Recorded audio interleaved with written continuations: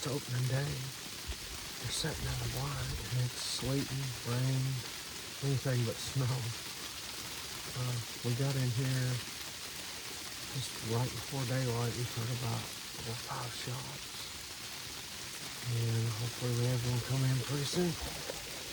What do you think? It'll be a good day. We saw a lot of bucks this week moving around since the last couple of days.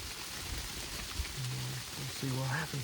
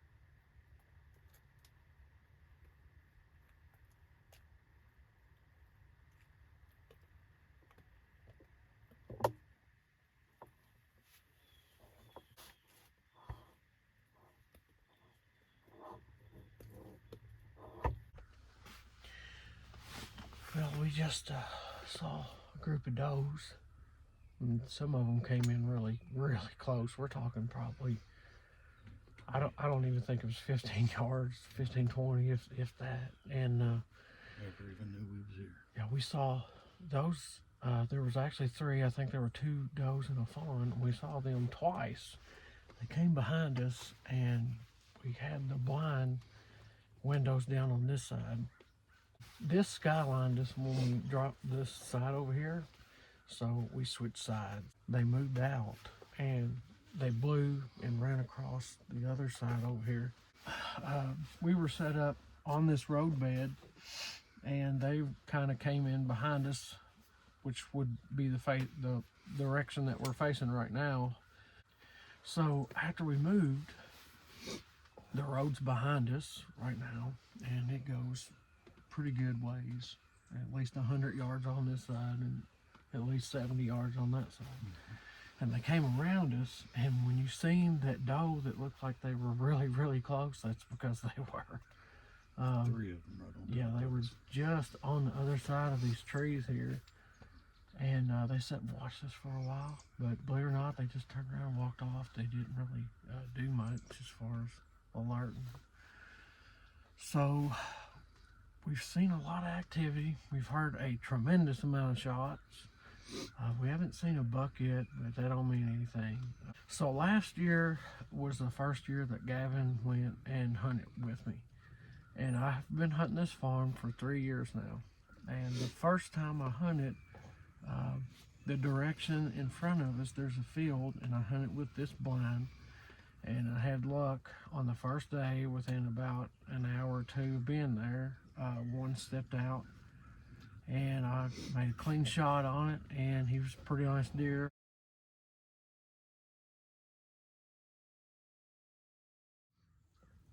After that happened, the next weekend I came down and shot some does on the opposite side of the farm, and there's a huge field that when we come in, basically where it's at.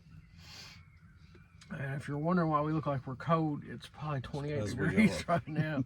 We've been out here, it has literally sleeted, it has snowed, it froze the sleet, and then it snowed over top of it. So it looks like Canada right now. But we kind of knew we was going to have some inclement weather. We just didn't know how much or how cold. So anyway, last year we went hunting. On the opening day, we saw a ton of does just like we have now, and we were set up on the other side of the property, and we were set up in a field. We were set up next to a sinkhole, and the blind had a small set of trees behind it. The sun was at our back, and I don't know, we was out there a few hours, probably 3 or 4 hours, and we did some calling, and we saw a buck come in, and it was running in, and I saw him, got excited, and asked him, I said, who do you want to shoot first? And so he said, you know, I want to wait for a bigger buck. So I shot that one, and I'll show a picture of it.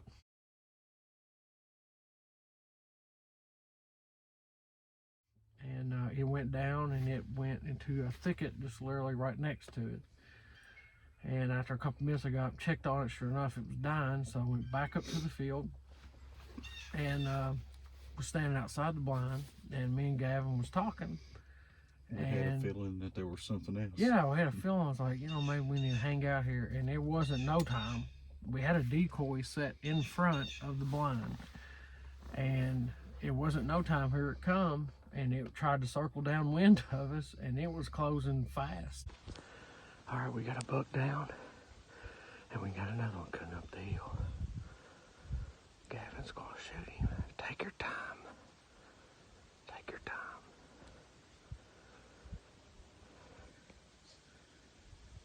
There he is.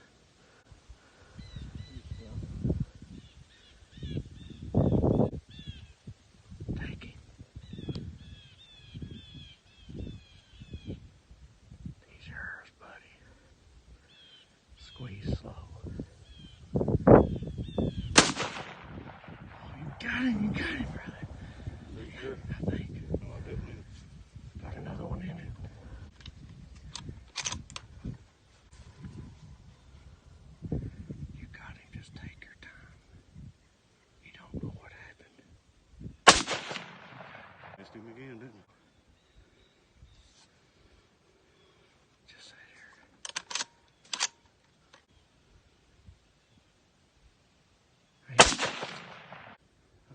think?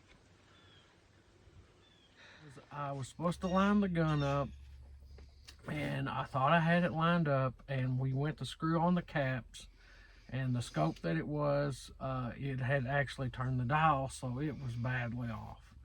And In our yeah, defense, we it probably was raining pretty hard that night, and that, Yeah, in right, that building right, we was right. in, and so and we it couldn't was kind of really, a last minute deal, and I did shoot it, and it was, you know, it was on at that night, but I didn't know that it turned the caps and it was bad off. So it was shooting under it, and the deer had no idea what was going on. It was just standing there. It was a really nice buck, and it was a low quality footage, but I'm going to go ahead and share it just because it was a really cool hunt. And this happened within 30 minutes of me shooting my first one. And it came into the decoy, and he shot at it a couple times. I actually thought we got it that first shot. Yeah, because the way the bullet hit behind it, I think it actually hit low and kind of in front of the shoulder, and we thought it went through the shoulder and hit behind it. And I thought, man, you know, he made a good shot. I even said on camera, I was like, well, you got him, and he wasn't going down. And his tail wasn't tucked, and he just acted like nothing was going on. So here's the crazy part. He shoots the deer, runs back into the woods, back where it came from. And it's the same area where he saw all the does that come out. So here we are trying to figure out what I'm going to do. So I go down there, pull my deer out, start field dressing it, and I'll be danged if he didn't come back. And he came all the way down the hill, the same hill, and he was standing. I even had my truck in the field because I was going to drag this deer in it. And I had my truck in the field, and it was close to, you know, where this other one was. And here he is, standing right here, 40 yards broadside, looking right at the decoy, never even saw us. And I have a trail cam picture I'm actually going to share of that deer doing that the second that it happened.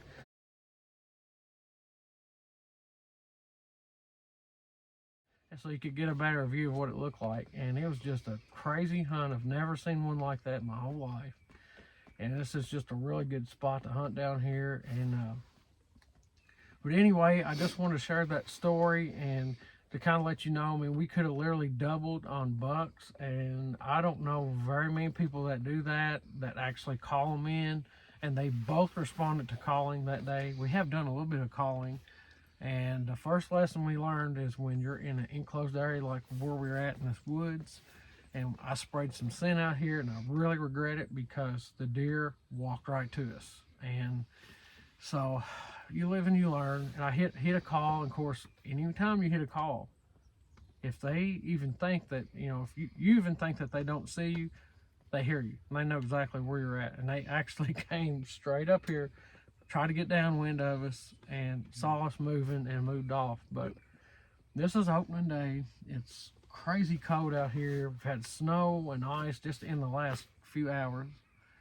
And we've seen some really big does and had some really cool footage, and I just want to get this video.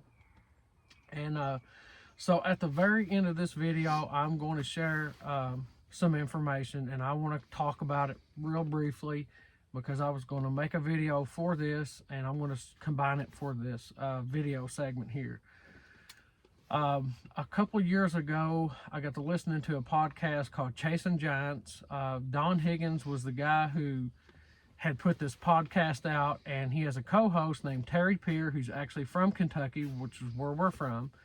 And they talk about going after these world-class big bucks. And that's not really what the last part of this video is going to be about. I'm going to provide some links to this organization that Terry started, and the reason why he started this organization is it's a 100% profit-free organization that helps out families of people that have had terminally ill kids that's in the hospital that doesn't get any financial relief because they're having to focus on their child. And believe it or not, the very first family that they helped out through the podcast was from Elizabethtown, which is where I work at. And they were called the Ward family. Well, flash forward, you know, they raised $30,000, I think, or more to help that family out. And all this was the podcast members or people that listened to the podcast pulled out of their own pocket and helped this family try to help pay bills and stuff. So there is a foundation called the Lester's Feet Foundation, and the reason why it's called Lester's Feet is Terry had a grandfather, I believe, that apparently had some big shoes to fill because he helped a lot of people out with his community and stuff, and that's what was named after. And so it's 100% nonprofit. If you ever donate to that, you will get a statement in the mail where you can turn it in on your taxes, proving it is a nonprofit. That's why I brought that up. I've talked to Terry a couple times before, and Don himself, and they're just, down to earth hunters, and they just want to help people be more successful. They've also helped a whole lot of people since this organization started, and they have done a whole lot for families that really just can't do anything for themselves because they're having to focus just clearly on the child's well-being. And sometimes, unfortunately, they do pass away, and that's just part of life. And I want to use this platform to help people out. In no way am I trying to get promotion through this. This is something that I'm trying to help them out with because it needs to be told. These are local families that they're helping out. And I want to ask that if you can, I know things are hard, if you can donate. There is a lot of children and stuff that is going to be without any Christmas this year because they're going to be in the hospital. So let me go ahead and wrap this up and tell you why I did this video segment at the end. So this family, the Ward family, the one that Terry and Don helped out, have 3 children. The family have decided that they wanted to help people out by starting their own program.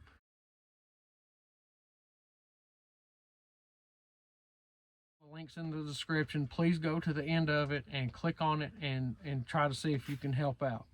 So they came out with their own little program that all they do is they raise money, and they go to Amazon and buy these children that's in the hospital presents. Lester's Feet Foundation is going to help out by putting cards in there so that those families can reach them and get some financial aid.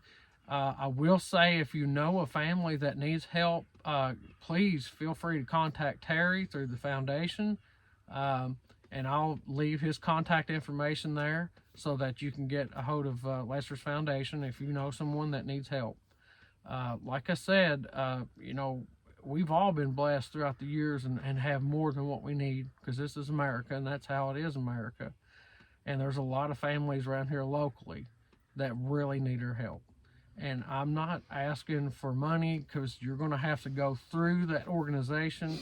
There's several different ways. You can donate directly to the program for the wards. You can donate through Lester's Feet, and I'm going to provide links. And if you don't have the internet or access to internet, or a family member that wants to help out, you can actually send a check to the Lester's Foundation or to the family, and I will provide the information for you. So if you can, just take a few minutes and just look at the story of these people and the great that they're doing. And when you're coming across holidays like that and things, that's what's on your mind is that's the whole reason why they're doing it is because I just couldn't even imagine having a sick child for that long, and that's all you have to focus in day and out. And that's what they were doing, is just trying to bring a smile to a kid's face that's really having a bad day, and it helps that family out. And that's why I said that I'm going to use this platform to promote stuff like that, because it needs to be done. So please check it out, and stay tuned, because I got a feeling we're going to have some pretty cool content coming your way. So more to come, guys. Yep. So like I said, check that out, and please subscribe if you can. And I try to tell people to like and subscribe if they want to. I don't try to push it. But for this video, share this video as much as you can, just because of the fact that, Terry and the wards need your help. So please try to share this video. I'm not trying to promote it. I'm just trying to promote what they're doing, because it's important. So thanks again, guys. And thanks to all the viewers and all you deer hunters. Good luck out there and be safe.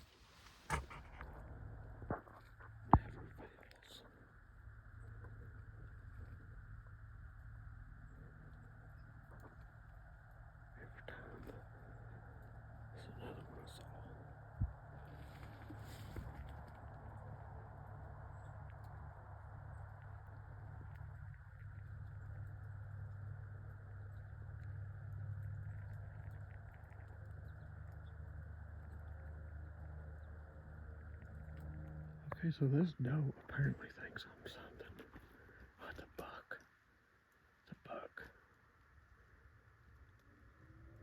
I don't know what he's looking at. He's just right here.